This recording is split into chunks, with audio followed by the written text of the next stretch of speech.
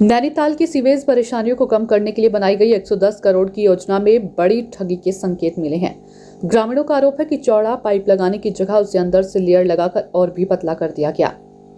इतना ही नहीं, treatment plant भी उस जगह बनाया गया जहां भूस्खलन सामने खड़ा है।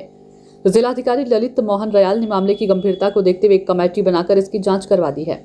दरअसल 4 वर्ष पूर्व नैनीताल की माल रोड से लेकर रूसी गांव की एसटीपी प्लांट तक उत्तराखंड इंटीग्रेटेड एंड रेजिलिएंट शहरी विकास परियोजना के अंतर्गत काम हुआ। इसमें 2 वर्ष पूर्व मल्लीताल के रिक्शा स्टैंड से माल रोड और हल्द्वानी रोड होते हुए रूसी बाईपास के सीवर ट्रीटमेंट प्लांट तक पाइपों के माध्यम से सीवर पहुंचाना था।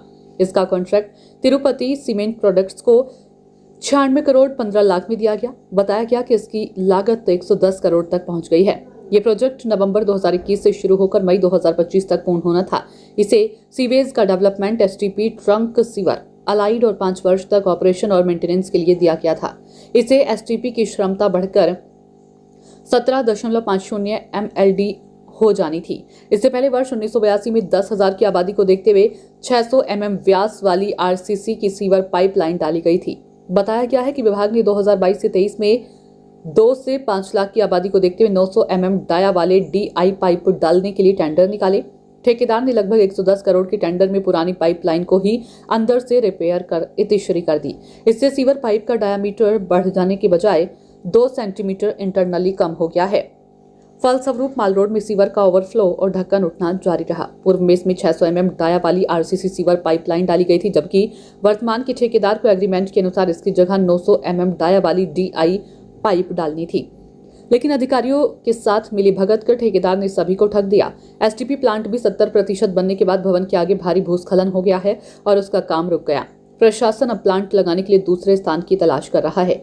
ग्रामीण समेत नैनीताल शहरवासी अपने को ठगा महसूस कर रहे हैं। अब वो उच्च स्तरीय जांच की मांग कर रहे हैं। जिलाधिकारी के संज्ञान में आने के बाद उन्होंने इस प्रोजेक्ट की जांच के आदेश भी दे दिए। ये मामला संज्ञान में आया है कि नैनीताल से रूसी के लिए जो सीवर लाइन है उसमें जो पाइपलाइन बिछाई जानी थी उसके डायमीटर में, उसके मेजरमेंट में गंभीर शिकायतें प्राप्त हो रही हैं। तो हम उसको एग्ज़ामिन करवाएंगे। अदर डिवीज़न जो पेयजल निगम का है और उसमें एक एडमिनिस्ट्रेटिव अफसर ADM को भी रखेंगे। इनकी संयुक्त जांच रिपोर्ट उसमें हम तलब कर रहे हैं कि जो DPR में जो मेंशन था धरातल पे, क्या वो इम्प्लीमेंट हुआ या नहीं।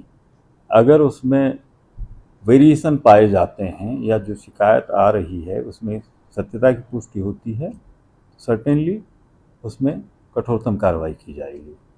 सही मायने में ये एसटीपी जो सीवर ट्रीटमेंट प्लांट ये रूसी में बनना था, इसको हम शुरू दिन से समझ नहीं पाए और आज भी नहीं समझ पाए, क्योंकि 100 साल या 50 साल आगे की योजना बनाते हुए किसी भी लाइन का डाया चौड़ा करा जाता है, जबकि इसका ठीक उलट नैनीताल माल रोड में इसका डाया कम कर दिया गया। एक हमारी समझ में ये नहीं आया। हमने पूछा भी, उन्होंने कहा कि इसमें एक लेयर ऐसी चढ़ा दी कि इस पाइप की लाइफ 50 साल आगे बढ़ गई है।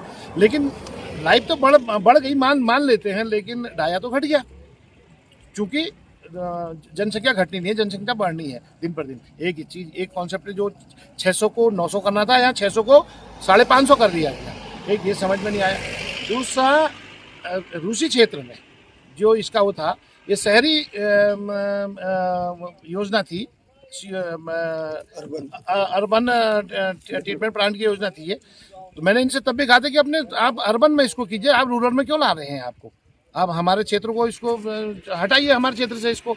लेकिन उसके बाद भी हमको इन्होंने कहा कि हम आपकी सिंचाई भी देंगे, हम आपकी नहरें बनाएंगे, हम आपको यहाँ पर अच्छा सुविधा देंगे, ये करके इन्होंने यहाँ पर बनाया। और इतना भारी भरकम स्ट्रक्चर हमने जब इनका देखा था डिजाइन, उसमें हमने कहा था इतना भारी भरकम ये क्षेत्र नहीं झेल पाएगा, न ये क्षेत्र इतना, वो सैंडी जोन है पूरा, इतना अति संवेदनशील क्षेत्र है ये। राजभवन के ठीक बैक साइड में पूरा बजरी वाला क्षेत्र है।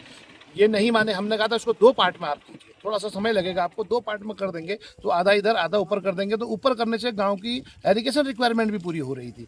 लेकिन इन्होंने हमको झांसे में लिया और गांव को झांसे में लिया और कहा कि हम यहाँ से लिफ्ट देंगे, आपको पानी को लिफ्ट करेंगे और आपकी एरिगेशन रिक्वायरमेंट पूरी करेंगे। हमने उस समय भी कहा इतना बड़ा प्रोजेक्ट बनना संभव नहीं है। आप जब ये संभव होगा तब जाके आप किसी चीज़ को लिफ्ट करके गांव वालों को देंगे, और जो कि नहीं संभव था और जो नहीं हो सकता था, इसलिए ये पूरा प्लांट यहाँ पर ध्वस्त हो गया है, टूट गया है। आज कोई न देखने वाला है, न शासन न प्रशासन। कितनी बार ग्रामीणों ने इस बारे में बात कर दी है। कितने पैसे 110 करोड़ का ये प्रोजेक्ट था और इसमें 70 लाख के आसपास पैसा खर्च हो चुका है लगभग, जो हमें मौखिक जानकारी है, और रिजल्ट बिल्कुल शून्य है, बिल्कुल शून्य है। 70 करोड़ खर्च हो चुका है, 70 करोड़ सॉरी खर्च हो चुका है, और रिजल्ट शून्य है। मैं शासन से और प्रशासन से मैंने बार बार ये अपील की है कि मेरी वन पंचायत की भूमि जो हमने सीवर ट्रीटमेंट प्लांट के लिए यहाँ पर हस्तांतरित की थी, अगर सीवर ट्रीटमेंट प्लांट यहाँ पर नहीं बनता है, मेरी वन पंचायत की भूमि को मेरे वन पंचायत को वापस किया जाए। उसके बाद जो भी नया प्रोजेक्ट इसमें लागू होगा तो हम हर प्रोजेक्ट को देने के लिए यहाँ पर तैयार है। मैंने यहाँ पर होलीपैड के लिए भी अप्रोच किया था कि बहुत बढ़िया होलीपैड की यहाँ पर नैनीताल में बहुत बड़ी समस्या है, होलीपैड बन सकता है, बढ़िया बन सकता है, जगह है हमारे पास, गांव को कोई ऑब्जेक्शन नहीं है। ऐसा काम नहीं करेंगे, बस वही सीवर से शुरू करा, सीवरी में खेला और लास्ट में पूरे काम का कीचड़ बना दिया, सीवर बना दिया। कहीं कोई धरातल पर कुछ नहीं है। और एक बहाना था इनके पास कि ये टूट गया फूट गया, उसके बाद ये देखने नहीं आए, वो टूटे हुए को ट्रीट भी नहीं किया, कोई यहाँ पर सुरक्षात्मक कार्य नहीं हुए, और ये काम जस का तस पड़ा है। और इतने पैसे की जो मैं कह रहा हूँ कि दुरुपयोग किया गया है इन अधिकारियों और इन कर्मचारियों के शासन के प्रशासन के द्वारा, इसकी जांच होनी चाहिए, उच्च स्तरीय जांच होनी चाहिए। मैं कहता हूँ जो दोषी है उसको सजा मिलनी चाहिए।